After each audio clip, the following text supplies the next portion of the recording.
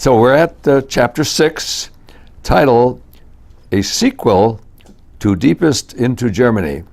This was so interesting to me. I was searching the internet the evening of December 16th, 2003. I found an interesting story on military.com told in 8 segments by Lieutenant James P. Elford, a platoon commander of the 746 Tank Battalion in the years 1944-45 of World War II in Europe.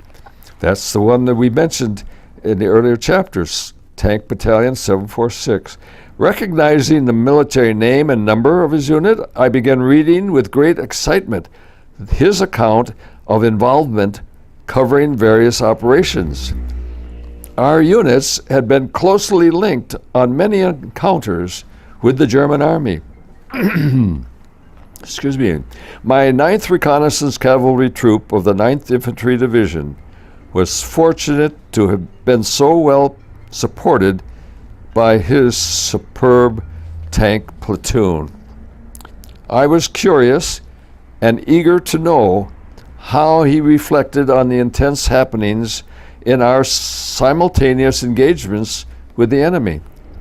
Would his story match and reinforce the vivid recollections that still remained in my mind? Did he see things much differently from his position as a tank officer than I, a private assigned to foot patrols and armored car duty?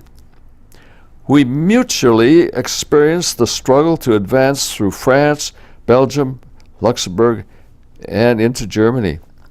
I was about to find out how our first-hand observations compared and continued to read Lieutenant Elford's personal writings non-stop.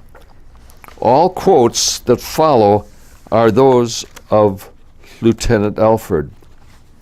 Subheading, The Tanker's Point of View. In Lieutenant Elford's words, his unit supported such famous divisions as the 82nd and 101st Airborne and the 9th and the 28th Infantry. These divisions often flanked one another together in combat.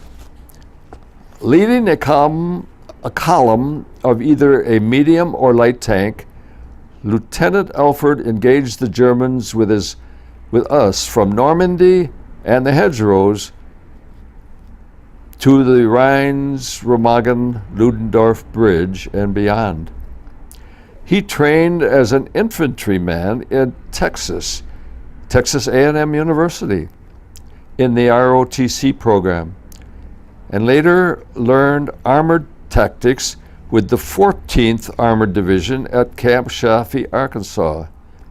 Coincidentally, I trained at Camp Chaffee in 1944 with the 16th Armored Division.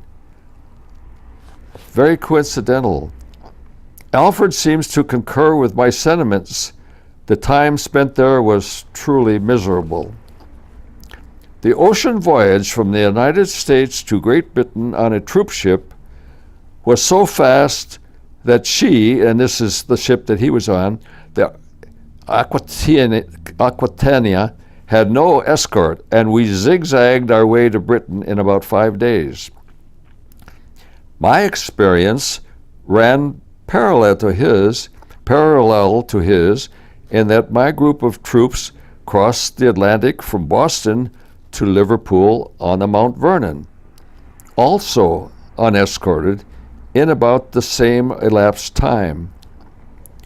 My daring strategy of large converted luxury liners crossing without Navy escorts, even though heavily laden with vast numbers of American military personnel, proved to be justifiable. The ships were fast enough to outrun any German submarine. Those giant liners helped greatly in winning back, among many other benefits, the lost freedom of today's peaceful vacation cruises, most likely extinct during the war years. Both the lieutenant and I landed at Normandy Beach as replacements at about the same time. He reported to the 746 Tank Battalion at Saint-Mire-Anglais, while I checked in with the 9th Reconnaissance. At first we were on our own, in a sense, although part of replacement cadre detachments, fighting as individuals for a place on the beach, in hopes of advancing to our assigned units through the ever-present Luftwaffe strafing and Wehrmacht artillery attacks. Shortly thereafter, our outfits began working together all the way to the Rhine River, and quite likely were in contact, although I have no specific recollection, right to the final days of the war, when my patrol and other American forces met an element of the Russian army at the Elbe River in late April 1945. Infantry support was essential when I took command of a tank platoon. We saw a bit of action at the end of July when we finally took St. Lo. These are all quotes from Lieutenant Alfred. The French city of St. Lo is near the location where the U.S. Air Corps planes dropped bombs in air on American troops, killing the Lieutenant General Leslie McNair and many other U.S. soldiers. It was an extremely sad moment for us when the event was announced, a case, again, of friendly fire. Our unit was situated in a vicinity nearby.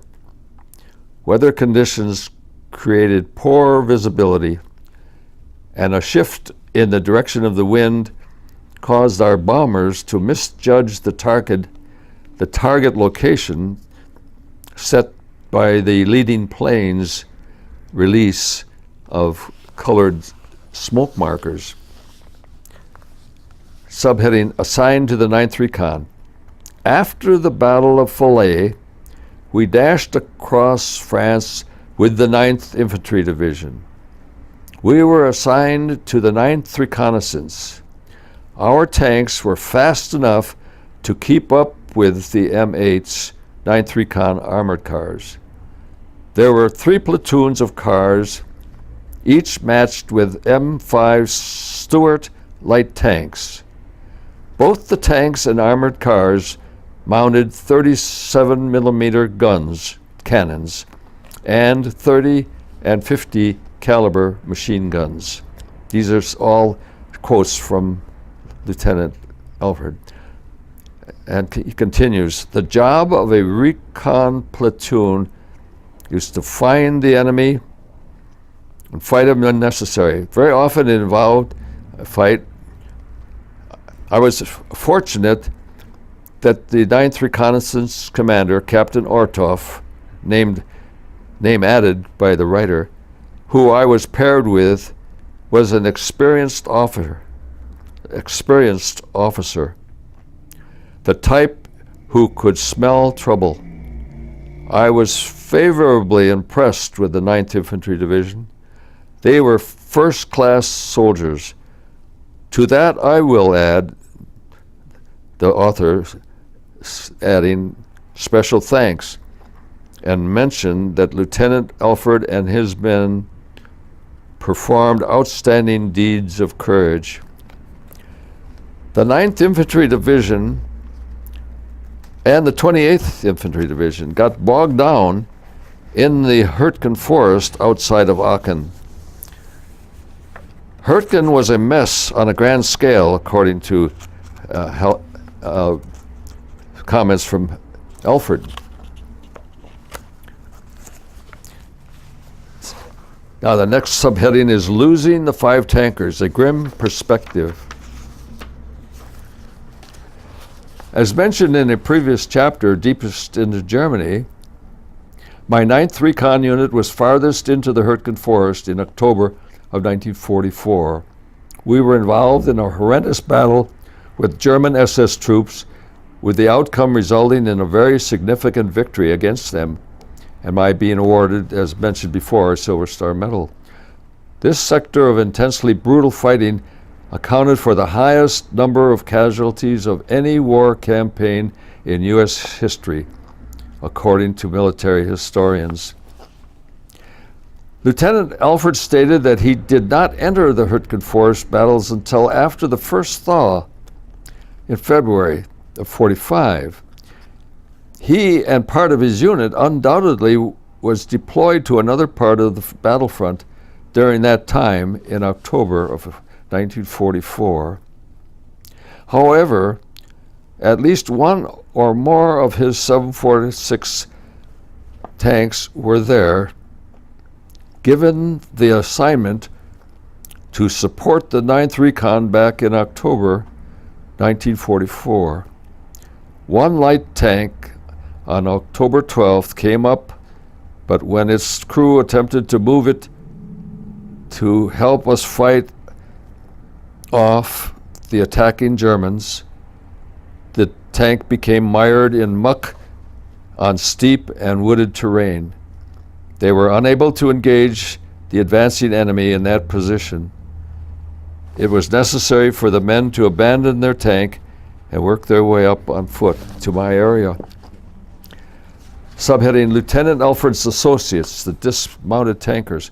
As recounted in the previous chapter, the 5 dismounted tank men soon joined me in advancing against the attacking SS. We found holes, or more like large depressions in the forest floor, as we rushed forward. All of us dived into them head first. With our combined firepower,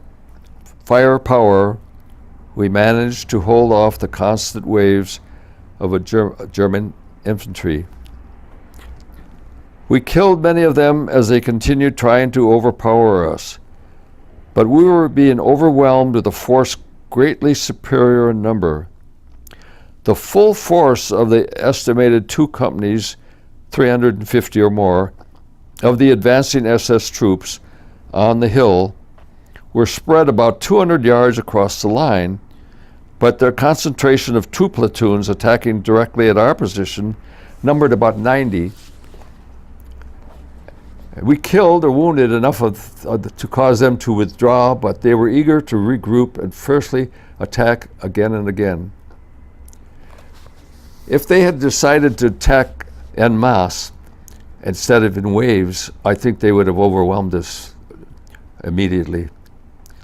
We were vastly outnumbered, but bravely holding back the fierce attack. The 5 men were hit by the attacking enemy fuselage and died.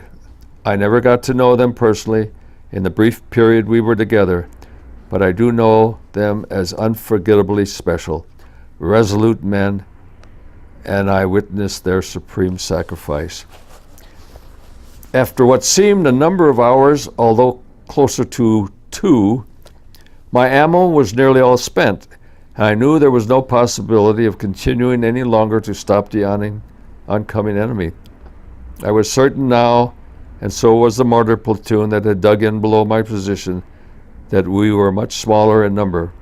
As mentioned in the preceding chapter, I managed to withdraw down the hill to join the mortarmen, giving me a slight improvement in the odds for survival. And recently I learned the names of those courageous tank crew members.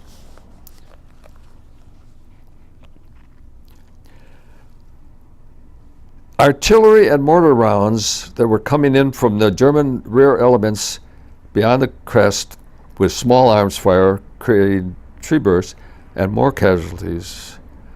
Some of my 9th Recon buddies on the left flank out of my visible range were among the wounded. I had lost track of them since early that morning and was so heartened when I eventually saw some of their familiar faces. Later, I became very troubled when I thought of the others who I knew had died or were seriously wounded. Understanding Five Heroes, subheading. Lieutenant Alfred's accounts have helped me understand the lives of those deceased tankers killed in action before my eyes. Their presence was always welcome through, though enclosed in the army machines they fought from. Now I briefly got to know the tank crewmen as real men, vulnerable like the rest of us, as gallant in the trenches as they were riding in the rescue upon tank treads. Back to Lieutenant Alfred's accounts of crossing paths in support of the 9th Infantry Division. I realize I am jumping from October to near the end of war in 45. It was necessary, however, not to relate all events in strict sequence. If done in this manner, it would have prevented the telling of a complete extended segment of certain overlapping episodes. As mentioned earlier, Lieutenant Alfred's unit apparently was deployed in October of 44, having stated that he did not enter the Hurtgen Forest battles until after the first thaws in February of 45. Lieutenant Alfred's personal recollections corroborated my memory 60-some years later, which caused me to necessarily fast forward to an incident that would so famously be depicted in David L. Wolper's film, The Bridge at Remagen. Before Lieutenant Alfred and his tanks arrived in the Remagen area on the Rhine River on March 8th, 1945, the 9th Recon had patrolled on foot the previous day into the northern section of town. We found it difficult to believe the enormous good fortune the Allies were handed in discovering a bridge still intact over the Rhine River. We instantly realized that this could hasten the day when Germany's last natural line of defense, the Rhine River, would no longer be the imposing barrier to bringing down the Third Reich. The war would surely soon be coming to an end. We now were thinking, a few of us had actually talked about the what if a week or so before, and I had a dream the night before as well that the U.S. Army had captured the Ludendorff Bridge without a fight. Part of that dream came true. We were growing so weary. By now our spirits were noticeably lifted. Within hours, our troops and motorized equipment would be pouring over this steel-framed, wood-plank decking Ludendorff Railroad Bridge.